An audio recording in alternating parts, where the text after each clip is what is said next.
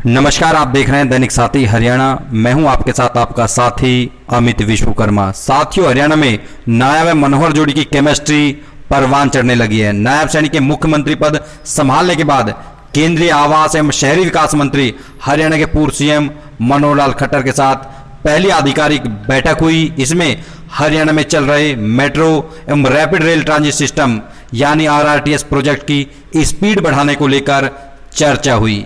केंद्रीय मंत्री मनोहर लाल खट्टर ने भी मुख्यमंत्री नायब सैनी की तमाम मांगों पर मुहर लगाते हुए हरियाणा को बड़ी सौगात दी।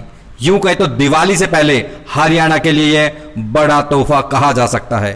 पंचगांव तक मेट्रो लाने की बात हो या फिर फरीदाबाद से पलवल तक मेट्रो विस्तार, केंद्रीय मंत्री मनोहर लाल खट्टर ने तमाम परियोजनाओं को हरी झंडी दे दी है। वहीं हरियाणा के अहिरवाल के लिए भी बड़ी खबर सामने आई। दिल्ली, गुरुग्राम, धारूहेड़ा, रेवाड़ी, एसएनबी यानी नीमराना, बहरोड व अलवर तक प्रस्तावित 164 किलोमीटर लंबे semi high speed rail corridor के पहले चरण, जो कि रेवाड़ी के धारूहेड़ा तक बनना प्रस्तावित था, उसको बावल व शाहजहांपुर तक बढ़ाने की सैद्धांतिक मंजूरी भी दे दी गई। यह रेवाड़ी के लिए बड़ी खबर कही जा सकती है और यूं कहें तो रेवाड़ी के विकास में इस प्रोजेक्ट के बनने से चार चांद लगने से इनकार नहीं किया जा सकता है। यह प्रोजेक्ट रेवाड़ी की सूरत व सीरत बदलने वाला साबित हो सकता है। बता दें कि पहले फेज में 70.72 kilometre semi high speed rail corridor का निर्माण दिल्ली के सराय खाले खां से लेकर रेवाड़ी के धारूहेड़ा तक होना था, लेकिन मुख्यमंत्री नायब सैनी व केंद्रीय शहरी विकास मंत्री मनोहर लाल खट्टर के बीच दिल्ली में हुई बैठक के बाद इसको बावल व शाहजहांपुर तक के विस्तार की सैद्धांतिक मंजूरी दे दी गई है। पूरे प्रोजेक्ट को भी विस्तार से समझाएंगे। पहले आपको दिखाएंगे दिल्ली में बैठक के बाद हरियाणा के पूर्व सीएम केंद्रीय शहरी विकास मंत्री मनोहर लाल खट्टर व हरियाणा के मुख्यमंत्री नायब सैनी ने दीपावली से पहले रेवाड़ी, गुरुग्राम व फरीदाबाद सहित करनाल तक क्या सौगात दी। वहीं दूसरी ओर बता दें कि केंद्रीय मंत्री राव इंद्रजीत सिंह भी लोकसभा चुनाव के दौरान लगातार आरआरटीएस विस्तार को लेकर लोगों को आश्वस्त करते हुए दिखाई दिए थे। इतना ही नहीं, हरियाणा सरकार द्वारा प्रोजेक्ट को मंजूरी दिलाने के लिए जून 2018 में उस समय के सीएम मनोहर लाल खट्टर से भी मुलाकात कर चुके हैं। तब जाकर फरवरी 2019 में हरियाणा सरकार ने डिटेल प्रोजेक्ट रिपोर्ट यानी डीपीआर को मंजूरी दी थी। वहीं जून 2019 में राजस्थान सरकार की ओर से भी डीपीआर को मंजूर किया गया था, जबकि राष्ट्रीय राजधानी क्षेत्र निगम यानी एनसीआरटीसी बोर्ड दिसंबर 2018 में इस डीपीआर को मंजूरी दे चुका था। सबसे जो उसमें बड़ा प्रोजेक्ट है गुरुग्राम की मेट्रो लाइंस, कैबिनेट से मंजूरी इसकी हो चुकी है और जनवरी में 2025 में उसका टेंडर आदि हो जाएगा और उसके बाद उसको बहुत तेज गति से काम को शुरू कराया जाएगा। मेट्रो लाइन गुरुग्राम को एयरपोर्ट के साथ जोड़ने के लिए भी दो प्रपोजल अलग अलग चल रहे हैं कि एयरपोर्ट की मेट्रो को पालम विहार तक लाया जाए अथवा पालम विहार से गुड़गांव मेट्रो को ही एयरपोर्ट तक ले जाया जाए। तो दोनों अलग अलग टेक्नोलॉजी हैं, उस पर एक स्टडी करेंगे और ये भी हो सकता है कि दोनों लाइनें अलग अलग भी बनाने का विचार हो सकता है। इसी प्रकार मेट्रो लाइन्स बहादुरगढ़ से आसोदा, इस पर भी तेजी से काम शुरू किया जाए, उसका अध्ययन चल रहा है, उसकी भी चर्चा हमारी हुई है। फिर बल्लभगढ़ से लेकर पलवल तक इस लाइन को भी तेज गति से बनाया जाए। एम्स बाड़सा, इसको भी दो साइड से जोड़ने की बात आई है, एक गुरुग्राम सेक्टर 9 से एम्स बाड़सा और एक ये जो नजफगढ़ की लाइन है ढांसा बांध से लेकर के और एम्स तक, इसकी भी स्टडी ये की जाएगी।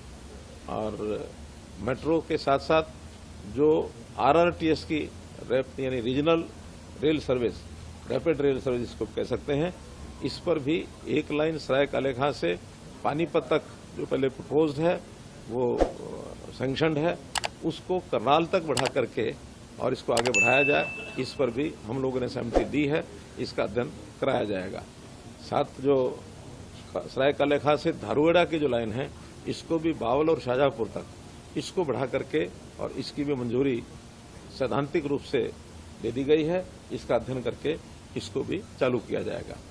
एक घोषणा हमने की थी जब मैं स्वयं मुख्यमंत्री था, तो गुरुग्राम से और फरीदाबाद मेट्रो की लाइन स्टडी करने के बाद ध्यान में आया कि मेट्रो की लाइन की बजाय आरआरटीएस जो regional rail rapid rail service है उसकी फिजिबिलिटी ज्यादा बनती है, और न केवल गुरुग्राम से उसको फरीदाबाद तक रखा जाएगा बल्कि उसको जेवर एयरपोर्ट की जो आरआरटीएस दिल्ली से जाएगी उसके साथ जोड़ करके, ताकि सीधा पालम एयरपोर्ट यानी दिल्ली का एयरपोर्ट और जेवर एयरपोर्ट उसके बीच में आरआरटीएस, इसका भी एक प्रकार से सैद्धांतिक रूप से डिपार्टमेंट की ओर से यस हो गई है। उसका एक अध्ययन करके और उस पर भी आगे बढ़ेंगे। तो ऐसे सब एनसीआर का एरिया जिसमें रोड ट्रांसपोर्ट के साथ साथ metro transport, rapid rail transport, इसको बढ़ावा देते हुए और लोगों को ये सुविधा मिले, ऐसे सारे प्रोजेक्ट्स पर चर्चा हुई है। और मैं समझता हूं कि इसको अगले इस 5 साल के कार्यकाल में पर्याप्त नेटवर्क मेट्रो का, आरआरटीएस का ये हमारा बनेगा। हाँ, सेक्टर 56 से लेकर और पचगांव तक एक मेट्रो का ये प्रोजेक्ट भी आज उसको डिपार्टमेंट ने मंजूरी उसको देने के लिए इसलिए हमने हाँ कर दी है, क्योंकि उसमें हरियाणा के लोगों ने एक बड़ी जो घोषणा की है कि इस प्रोजेक्ट पर केंद्र की ओर से जो पैसे के इन्वेस्टमेंट की बात थी उसको उन्होंने कहा हरियाणा अपनी ओर से ही और पूरा पैसा खर्च करेगा।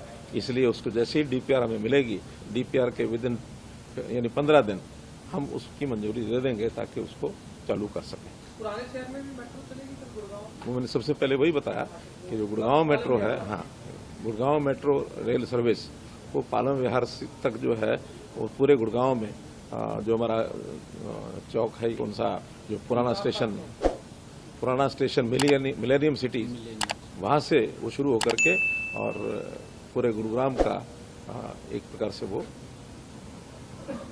उसमें उसकी यानी सर्विस जो है वो दी जाएगी, साइबर सिटी तक जाएगी पूरे गुरुग्राम का चक्कर लगाते हुए।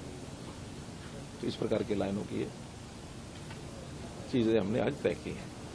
और एक हरियाणा के नए चुनाव के बाद पहली हमारी ये मीटिंग थी, तो जितने भी प्रपोजल आए हैं प्राय सभी हमने उसको स्वीकार कर लिया।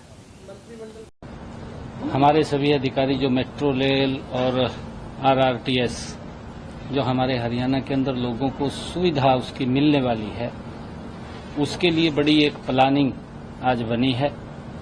लगभग हमारा, क्योंकि दिल्ली के सराउंडिंग एरिया में हरियाणा है और बड़ा यहाँ पर लोग बिजनेस और उनके कारोबार भी हैं, काफी संख्या के अंदर पब्लिक भी है।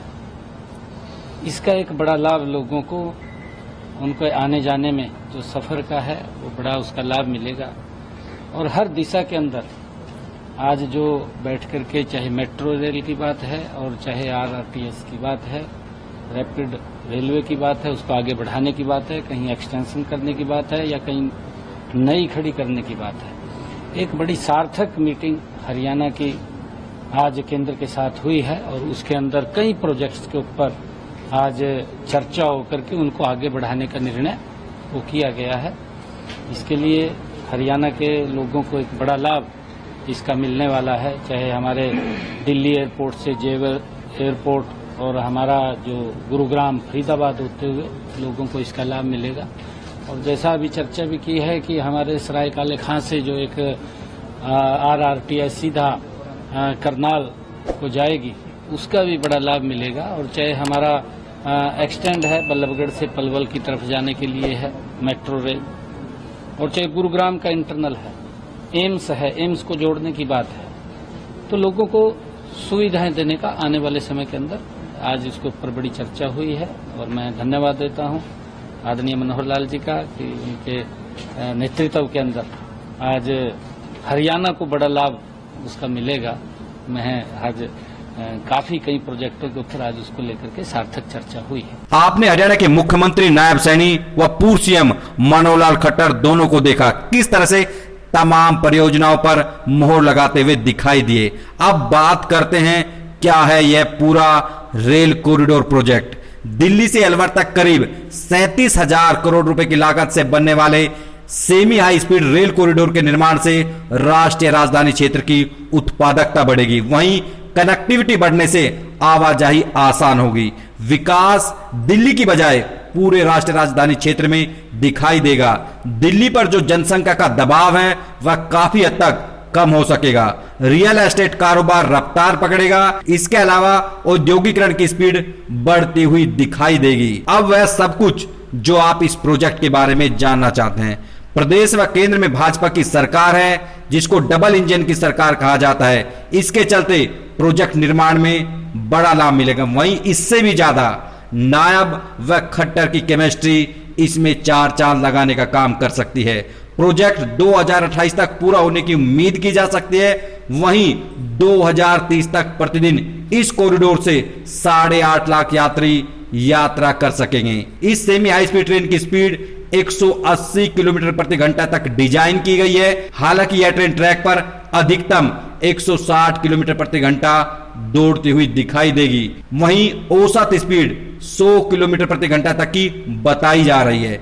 इसमें इकोनॉमी व बिजनेस क्लास दोनों तरह के कोच रहेंगे। निर्माण का पहला चरण जो कि 70.72 किलोमीटर का है, सराय काले खां से शुरू होकर गुरुग्राम व धारूहेड़ा तक बनना प्रस्तावित था, लेकिन अब इसको बावल व शाहजहांपुर तक बढ़ाने की सैद्धांतिक मंजूरी शहरी विकास मंत्री मनोहर लाल खट्टर ने दे दी है। दूसरे चरण में 36 किलोमीटर का हिस्सा धारूहेड़ा से बहरोड तक प्रस्तावित है। तीसरे चरण में बहरोड से सोतोनाला तक 35 किलोमीटर रेल मार्ग का निर्माण किया जाना है। चौथे चरण में बचा हुआ 58 किलोमीटर लंबा रेल कॉरिडोर अलवर तक बनाया जाना है। इस पूरे कॉरिडोर में 22 स्टेशन एलिवेटेड व भूमिगत बनाए जाने हैं। वहीं धारूहेड़ा व अलवर में इस रेल कॉरिडोर के डिपो बनाए जाएंगे। अब आपको बताते हैं कहां कहां पर स्टेशन बनाए जाने प्रस्तावित है। मुख्य कॉरिडोर पर होंगे 18 स्टेशन। इनमें Sarai Kale Khan, INA, Munirka, Aerocity, Cyber City Gurugram, IFFCO Chowk, Rajiv Chowk, Hero Honda Chowk, Kherki Daula, Manesar, Panchgaon, Bilaspur Chowk, Dharuhera depot, MBIR, Rewari, Bawal, SNB, Khairthal व अलवर रेलवे स्टेशन बनाए जाने हैं। वहीं सुपर लाइन पर भी कुछ रेलवे स्टेशन बनाए जाएंगे। इनमें शाहजहांपुर, नीमराना, बहरोड व सोतोनाला शामिल हैं। ऐसे में समझा जा सकता है कि RRTS प्रोजेक्ट रेवाड़ी ही नहीं पूरे अहिरवाल के लिए कितना महत्वपूर्ण है। सीधे तौर पर दिल्ली से रेवाड़ी 1 घंटे से भी कम समय में पहुंचा जा सकता है। ऐसे में semi high speed rail corridor के निर्माण से रेवाड़ी भी गुरुग्राम की तर्ज पर देश ही नहीं विदेशों में भी अपनी छाप छोड़ सकता है। नमस्कार।